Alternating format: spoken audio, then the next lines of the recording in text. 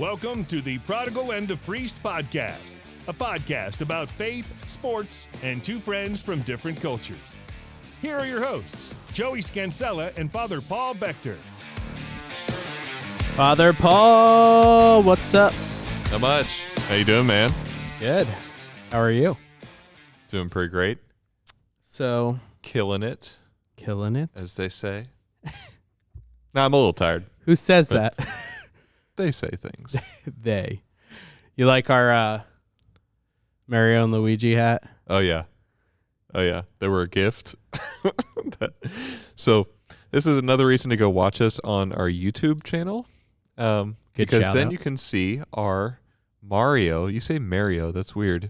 I do. That's what we say in Italy, in New Jersey, in the Northeast.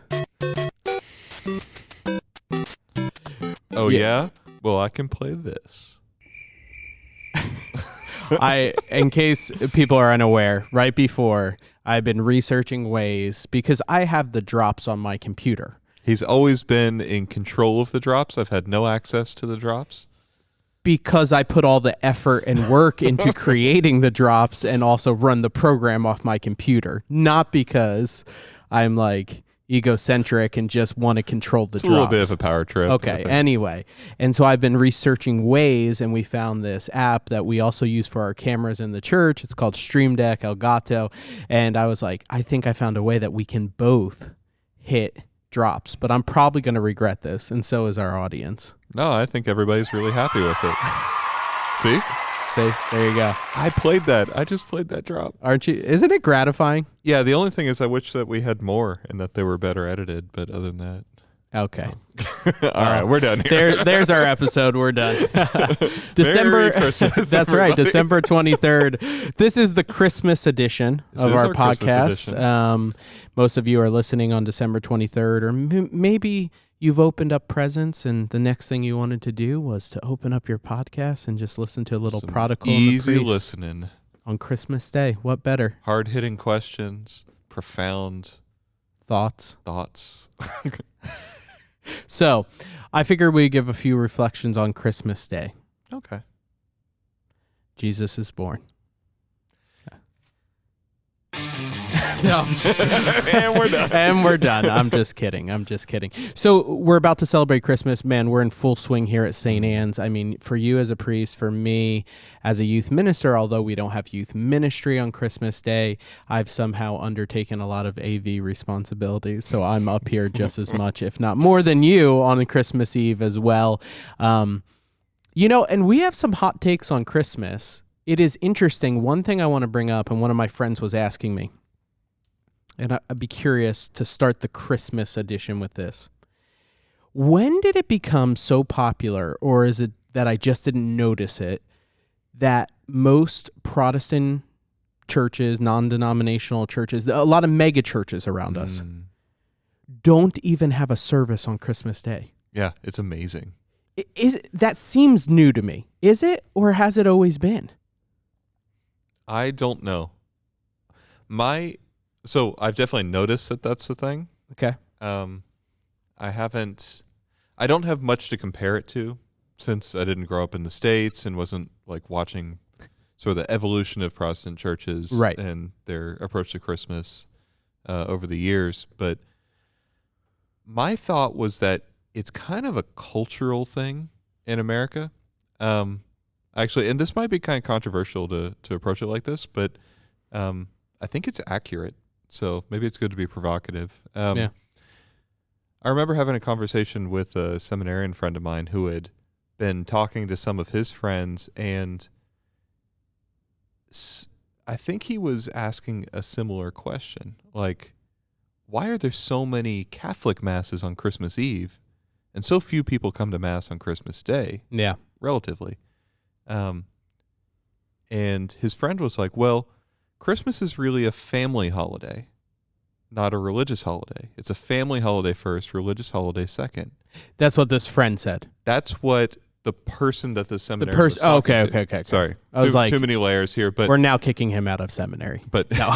Yeah. I was like, a seminarian said that? He was kind of stunned by that, and then he was like, that kind of is I think what most people think. Yes. This is a time to get together with your family and to have the Christmas morning, open the presents and everything. And yes, it's obviously a religious holiday, but we kind of want to get that part out of the way almost. Yep. Even if we're doing like I don't want to come off as like too judgy or anything in saying this. Like there can be a lot of good motives to do, I don't know, say 5 p.m. on Christmas Eve, right, and then have the rest of the time with your family. Like that sounds really nice. Right.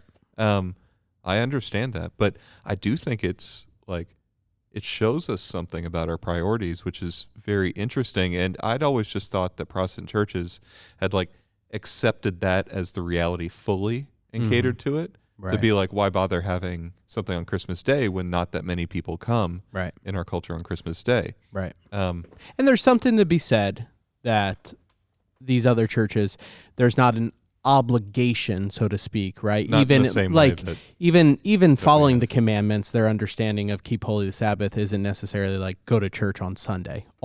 It is like treating that day as a Sabbath, but not necessarily that you can't make it to church. Okay, you're still trying to have a Sabbath as a Catholic, and we're talking in non-COVID times, obviously, because right now obligation has been removed. Is that pretty much across the United States? I want to say that there are a few dioceses that have brought it back. Okay. And that they did so when COVID was kind of at a lower point. Got it. Right at the end of the summer. Got it. I don't know what the current status of things are in those other dioceses. Just checking. But with, in non-COVID times, we encounter, obviously there is an obligation to go. It's a, holy day and all of this, but I do feel a lot of churches. I remember the church in New Jersey I grew up at. The music, the hospitality, everything was like magnified on Christmas Eve. Mm-hmm.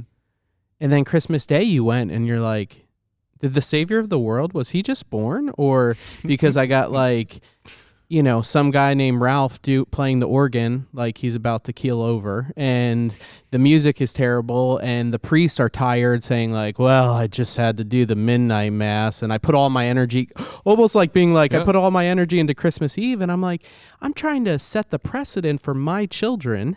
Nikki and I talk often being like, we want to make it known that Christmas Day is a big day that we celebrate. Yeah, we may open gifts, we'll spend time with family, we'll have a meal and all this, but we go to church because we celebrate like the reason for the season, like right. Jesus Christ is born. And so, I don't know. That was a rant. Yeah. No, it's an interesting thing. Even, I'll just be fully honest. Last year, my homily for Christmas Day was an afterthought compared to my homily for Christmas Eve. And I remember being actually taken aback by how many people were at that Christmas Day Mass. I don't know if it's the 10 or the noon that I celebrated last year. Right. And I think actually my homily turned out pretty well. I remember talking about the panis involutum, the Latin phrase that plays on the swaddling cloth. Yes. Bread and the panis angelicus, and you actually talked about the sisters too, and the story of how much they, which good, we can memory. Have we shared that on the podcast? We should share that story in a minute. We will, but go ahead, finish that thought about the homily. Yeah, so I don't think I mailed it in or anything like that, but it was an afterthought, and it almost took me by surprise, just compared to all the focus that was on Christmas Eve. It's like, okay, normally when I'm preparing a homily, you've prepared for Sunday, all the focus is on that, and then after that there's a little bit of a break. But with this, because I had two different homilies last year, one for Christmas Eve, one for Christmas Day, it was like, oh yeah, that's right, tomorrow's a thing too. Right. Right. It's just, and so I share that to really say like, look, I'm not passing judgment on this. It's in our culture, and I'm not sure if I like it. Right. But it's in my culture too. Yeah, and we hear from John Paul II. He talks about a phrase of like living, in the world but not of the world during his papacy. Yeah, Jesus said that too. I doubt it, but so going with that, before you share that story about the nuns and sharing, I love that story, so I can't wait for it, but. I just have to ask it then. If we're called to be in the culture, and this is what we know people are going to do, right? Because for the most part, yes, there will be a handful of people that go on Christmas, and I'm not saying we're eliminating Christmas Day masses. We would never do that.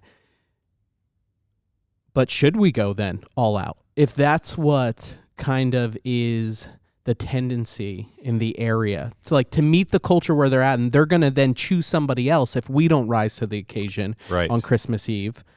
But are we then feeding into it? I'm like personally torn. Perpetuate it. I hear you. I don't know. What are your thoughts on that before we share a little heartwarming story? I think it's the you're really building that story up. Yeah, it's a good story, it's probably nothing, but but I think it's the same kind of thing with holy days of obligation during the week. And do you move them to a Sunday? And so lose the distinctive character of like there being days that are important, solemnities that are obligatory for everybody for whom it's not impossible to attend Mass during the week. That's hard to do when you're not in a Catholic enough culture. Right. And it seems like for many, many people, they just can't get off work, and we can't hold Mass at a decent, like an early enough or a late enough or the right time for them to be able to attend. So we're setting up this expectation that they can't really fulfill. Right. It's a similar kind of thing. Like, so do we stick to holy days of obligation during the week and just be like, we need to be countercultural here?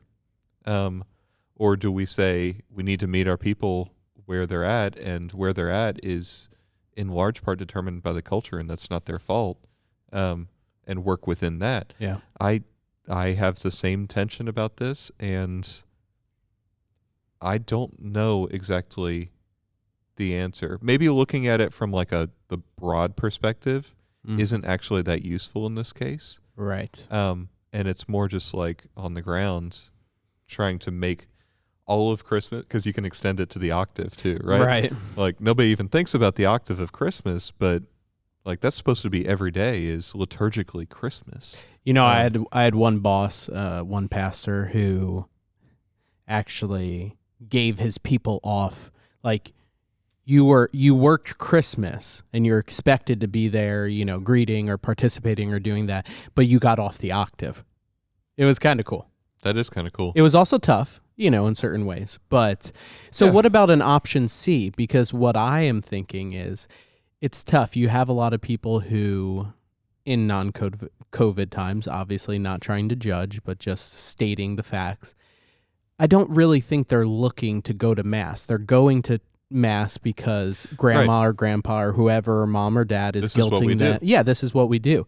I wish we had almost, if you follow me for a sec, a service type option that is like maybe some music, a message, but it's like then the focus, because what is the Mass for? It is for the insider disciple who is called to be formed in that and fed and to go out, right?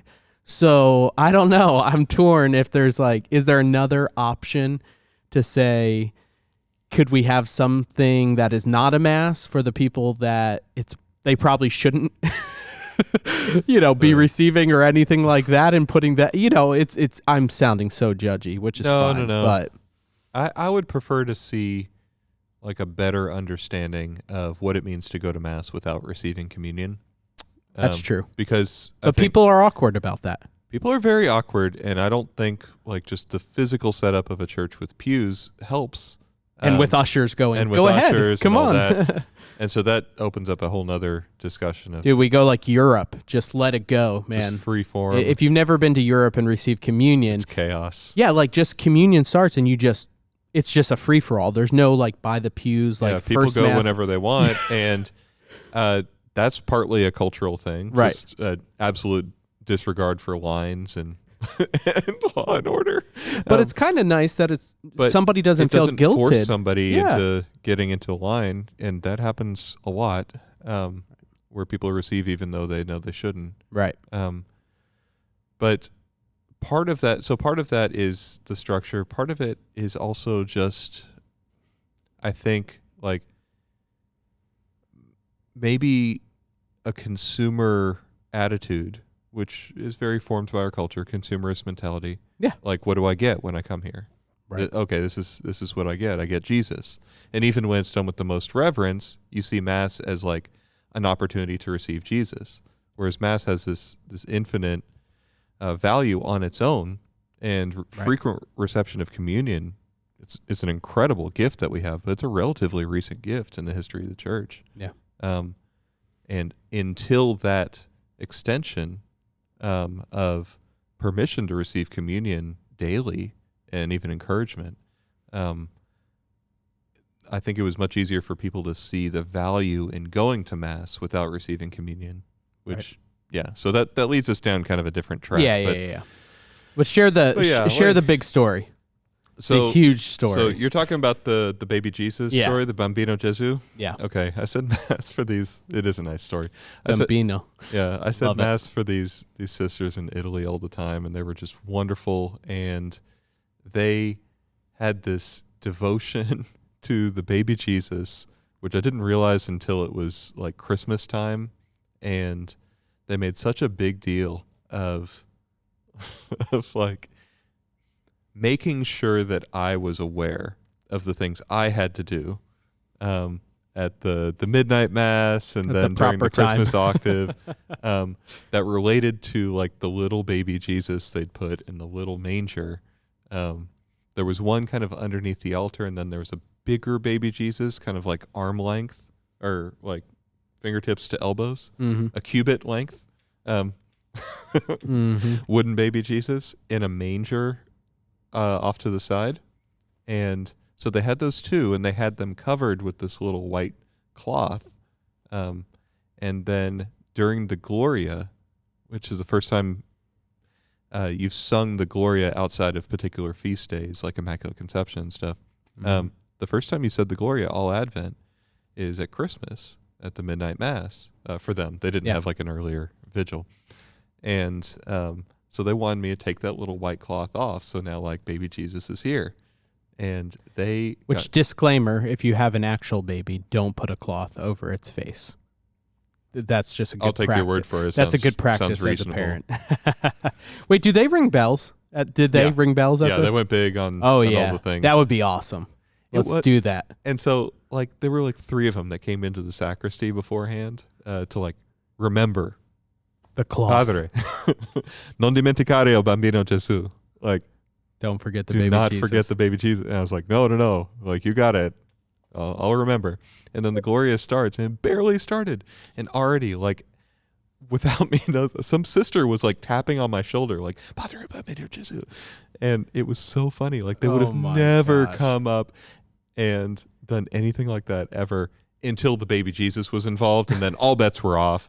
They're up in the sanctuary, like, Bambino Gesù, don't forget. And so I took the little cloths off them, and, baby Jesus is here. Great. And so I finished Mass, and they had another request, which was before I processed out, they wanted me to hold that cubit length wooden baby Jesus. Yes. And they would come up and, like, kiss the baby Jesus, and then, like, wipe the spot with a purificator, kind of like Veneration of the Cross on Good Friday. And so, which is kind of cool. Beautiful custom. Like, they were really into it. It was awesome. Yeah. But before, like, I was able to even think about leaving, they were already lined up. Like I was not going anywhere without them reverencing the baby Jesus. And so that was Christmas. I went and said Mass for them throughout the octave. And like the second day, they were like, well, it's still the octave. Like, could we reverence the baby Jesus after Mass again? And like they wanted to do that basically all throughout the octave, because it was like the best time of the year. Yeah. For them. And it was just so endearing and beautiful. And the little manger where they had laid that kind of bigger baby Jesus in the corner of the sanctuary, they had these Christmas lights sort of like illuminating the whole thing, and they'd set them on the glow setting so it would like get warmer and then softer. And so it looked like, I still have a little video of it, that it looked like the baby Jesus was enthroned on jellyfish. Because they would dim the lights in the chapel and then pray after mass. Like, wow, and I'd just be back there kneeling, looking at this like ring, just jellyfish throne for the newborn king. So that's my story about Italian piety and the Christmas crush. They came up with the Christmas crush as St. Francis of Assisi. But one reason I wanted you to tell that is because at the end of the day, folks, we can joke, we can have these debates and different things, but that is the reason. Like that, I love that story because these nuns know that the Christ child came into the world to ultimately die for us and to redeem us from our sins, our sins. And that is what Christmas is about. That is the reason that we go to Mass. That is the reason that we try to make the focus not on material things and presents and all of this, but on truly Jesus coming into the world to ultimately die for us. Yeah. And you could say it's a family holiday, but it's a family holiday with everybody not looking at each other, but together looking and adoring, like the Magi and the shepherds, the newborn king. And I just have this little reflection too, if I may. Please. I think I've experienced it a little bit in the aspect that a lot of us may say, well, it's hard. Babies don't do a lot. They just eat, they cry, they sleep, they do this. But there is such a wonder about them. And I've experienced this, obviously, having a new child, Sophia, a few months old, with the other children.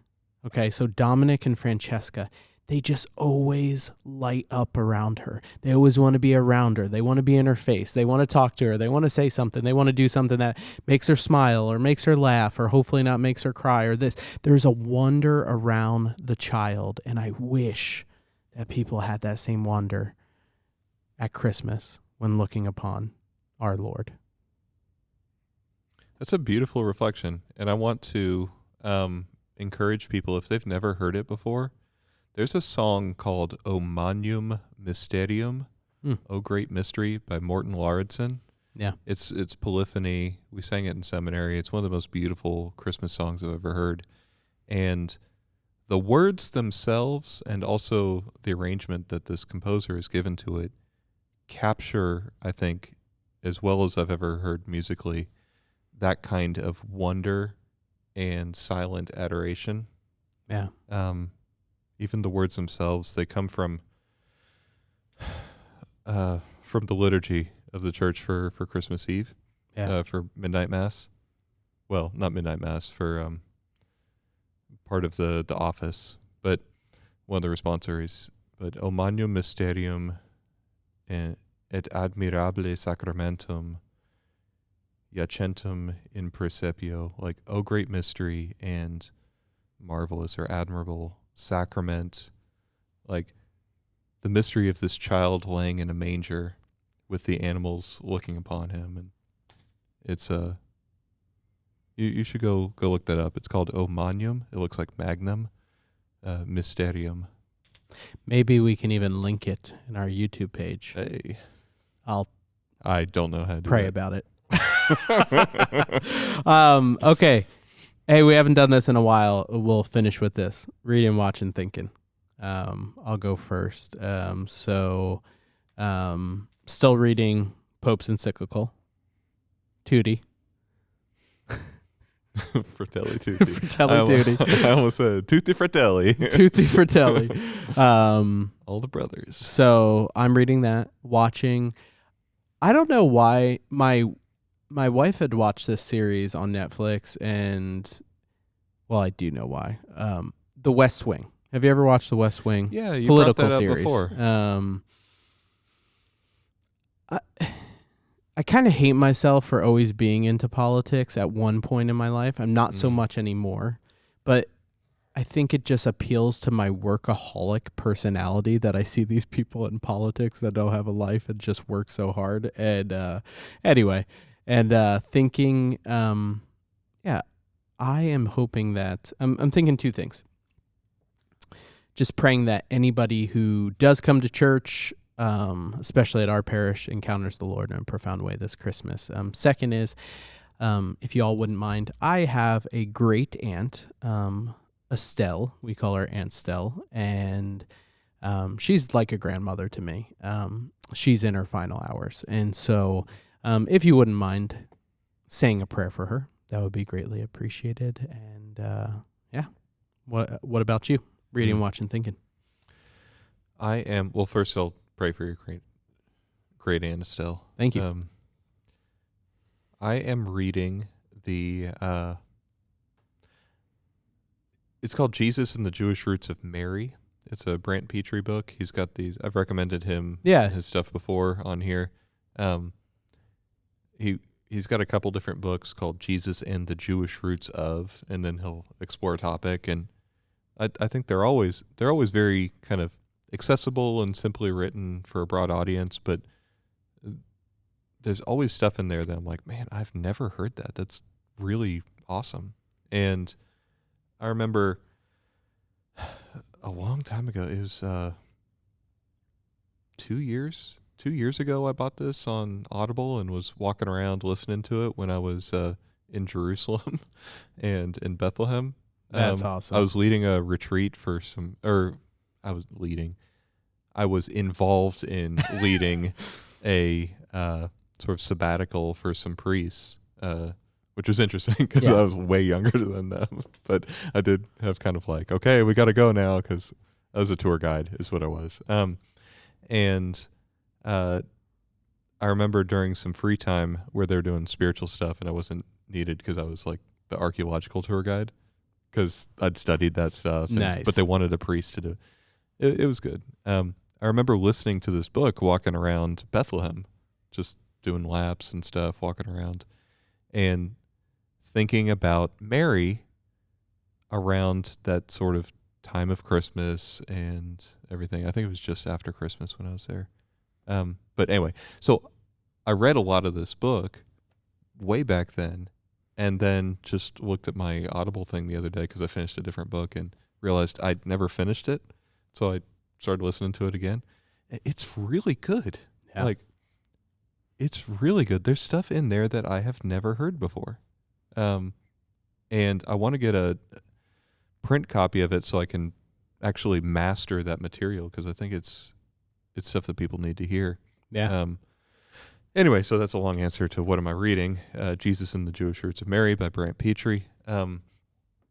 Watching, I don't really know if I have a good answer to that. I haven't watched much. Not even golf last weekend. I watched a bit of the Cowboys game, and they won. Pulled it out. Dude, I think Cowboys have a legit chance to make the playoffs. They do. Our teams face each other this weekend. It's going to be Eagles, amazing. Cowboys. It's going to be both big. with our backup QBs and stuff. Yeah, well, our backup may be maybe our starter. Yeah, he's your franchise QB now. Don't say that. Yeah. And then, so I guess I will be watching that, hopefully. And then thinking, I don't know if I have a good answer to that either. I'm kind of in this weird position right now of I have a decent amount of work to do to prepare for Christmas, but it's all sort of different stuff than I would normally be doing. Right. Because a lot of the normal operations have calmed down and people are on break and stuff. But with people being on break, there's more university students back. And people want to see you spiritual direction or talk or, hang out. Yeah, a lot of good stuff. So, yeah, I guess I'm just thinking about preparation for Christmas, which is cool because that's what Advent's for. Yeah. And maybe even thinking about how I can't wait until my favorite time of the year, which is the late evening of Christmas Eve. Mm-hmm.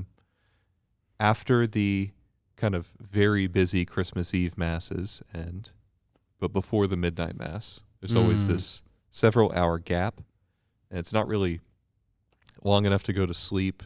You have to be up for the midnight mass anyway. Yeah. But it doesn't feel right to like watch a movie or something like that. And so it's just a time for prayer. And I experienced that as a seminarian here back in 2013 and also last year as a priest here. And I just love that time.